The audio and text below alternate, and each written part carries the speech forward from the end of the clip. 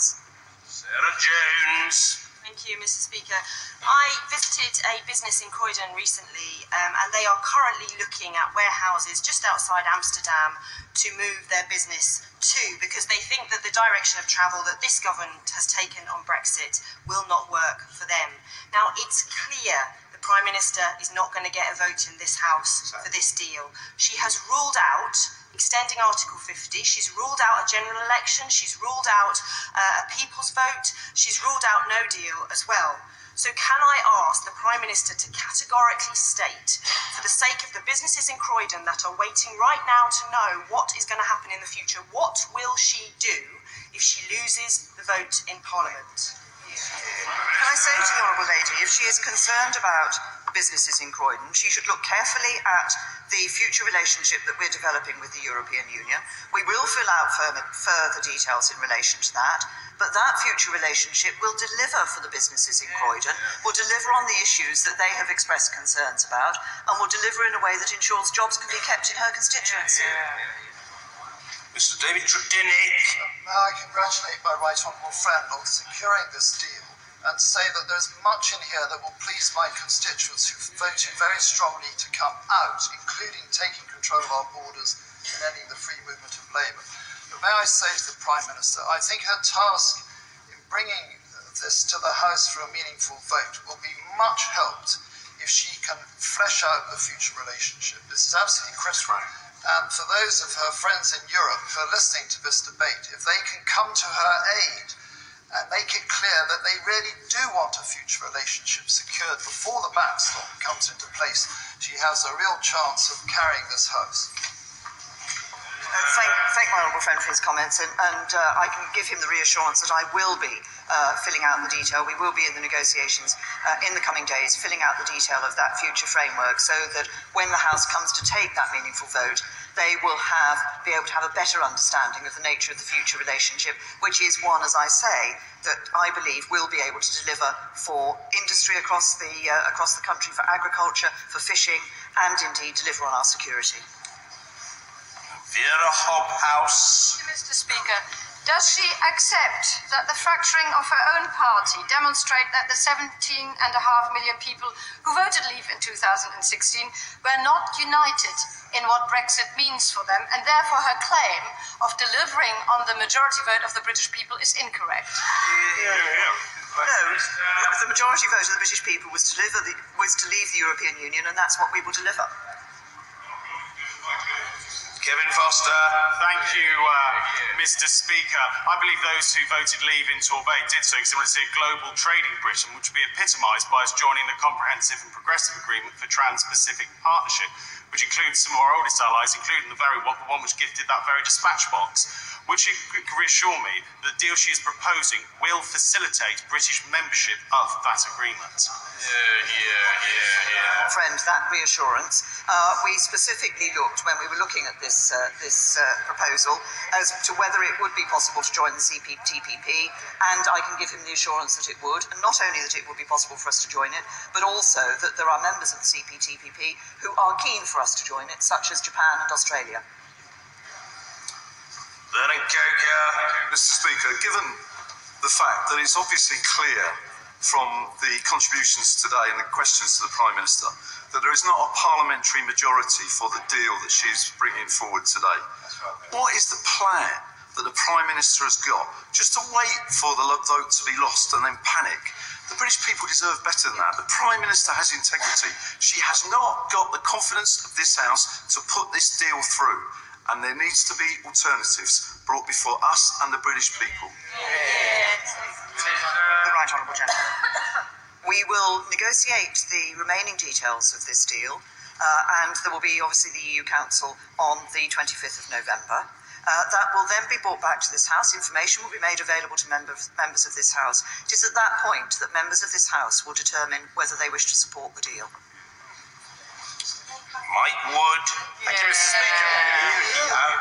Which part of the financial settlement under the proposed withdrawal agreement would be payable during the implementation period and during any backstop?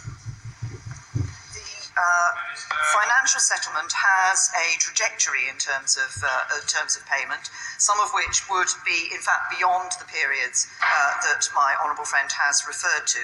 There is no specific financial obligation in relation to the backstop, should that backstop come into play. Patrick Grady. The Prime Minister is so confident of the merits of this deal. Is she not slightly concerned that when she goes to Europe, other member states will look at it enviously and want to leave the European Union on similar terms? Or does it not, in fact, give lie to the truth that the best possible relationship, by definition, with the European Union is the one that my constituents, the people across Scotland, for, which is to remain in the European Union? I'm tempted to refer the honourable gentleman to answers I gave earlier on this question. We had a vote. The overall vote was that we should leave the European Union, and that's what we will deliver. Nigel Huddleston. Thank you, Mr. Speaker. On all important political decisions, not only do I listen to my constituents and the businesses that employ my constituents, but I also ask myself the question, is this in the long-term interests of my children? I have a great deal of respect for the Prime Minister. She's a dedicated public servant. So can I ask her with all sincerity, given all the viable options available, is this deal in the best interests of my children? Can I say to my honourable friend that I genuinely believe this deal is in the national interest, and that means it is in the best interests of people up and down the United Kingdom, of whatever age they are, including those who are children today. What I want to do is to ensure that as we leave the European Union, we are able to build that brighter future, both with a good trade relationship with the EU, our nearest neighbours, but also developing those trade relationships around the rest of the world. It is that that has been at the forefront of our thinking, and I believe that is in the interests of his children and others for their future. Fangham Debonair. Mr. Speaker, this is a very divided country, and with the rise of the far right, we should be reaching out across differences, not narrowing down and only looking at our own sides.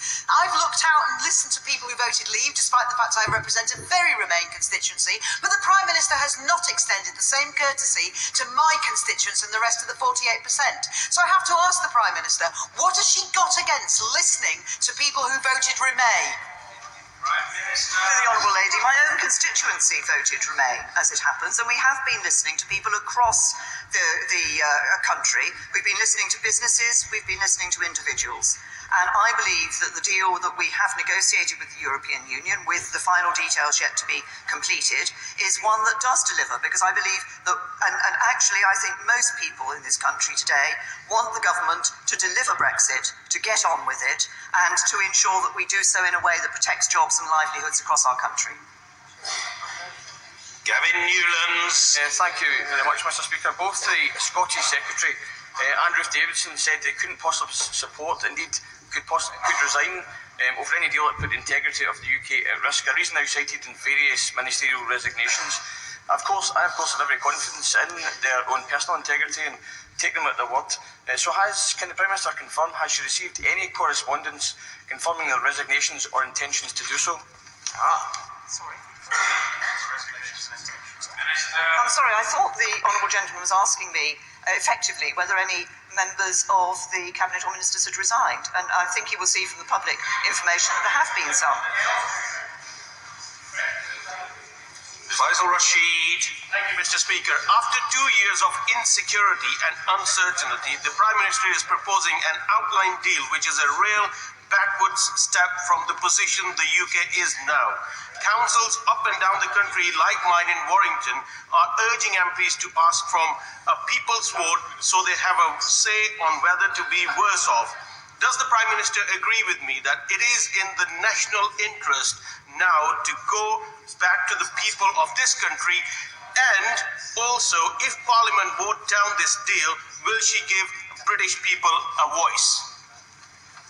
To the honourable gentleman, we gave the British people a voice. We gave them the opportunity to choose between leaving and remaining in the European Union. They chose to leave, and that's what we'll deliver. Mr. Richard Bacon. Mr. Speaker, when we become an independent coastal state again, which I very much look forward to, of course our fishing waters will need protecting.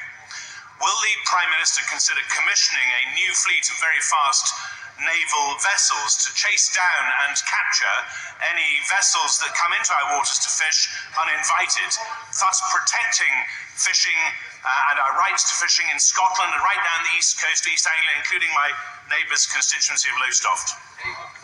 I say, to my honourable friend, I'm not sure whether his question was more intended to be a support for the fishing industry or a bid for the Ministry of Defence for the comprehensive spending review. We will be ensuring that we can operate as an independent coastal state and protect the interests of our fishing industry. Bambos charalambos. Many people think that this is a bad deal. There's limited support in the House and it's got very little chance of passing. So can I ask the Prime Minister to tell me what safeguards there are for UK and EU citizens in the event of a no-deal Brexit? Being very clear that in the event of a no-deal Brexit, European Union citizens who are living here in the United Kingdom will have their rights protected. Thanks. Stuart Malcolm MacDonald. When is the next general election? 2022.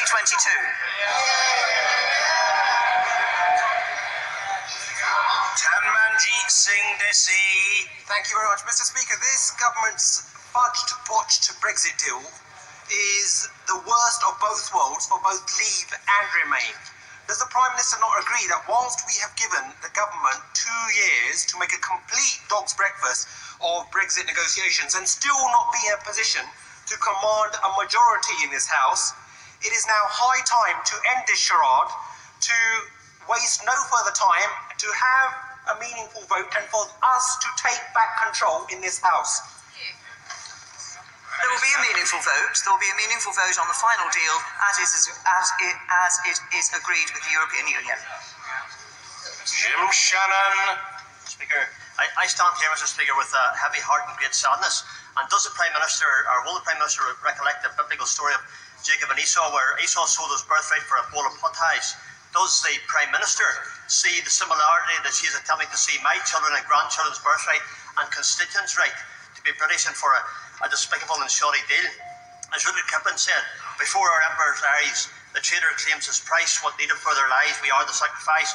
Prime Minister, we will not be your sacrifice and will not agree to give the backstop control to the EU or to the Republic of Ireland over Northern Ireland. Never. Honourable gentleman, I very much respect the honourable gentleman, and I respect the concerns that he has shown in relation to this issue of the backstop. We are not, while respecting him, I do reject the description that he has given of what is being done in relation to this deal. As I've said earlier, it is clear that it is necessary to have a withdrawal agreement, and in that withdrawal agreement to have this insurance policy. There are various ways in which that insurance policy can be exercised, and it is my certainly firm hope and my intent in everything that we work and do to ensure that the backstop does not need to be put into practice.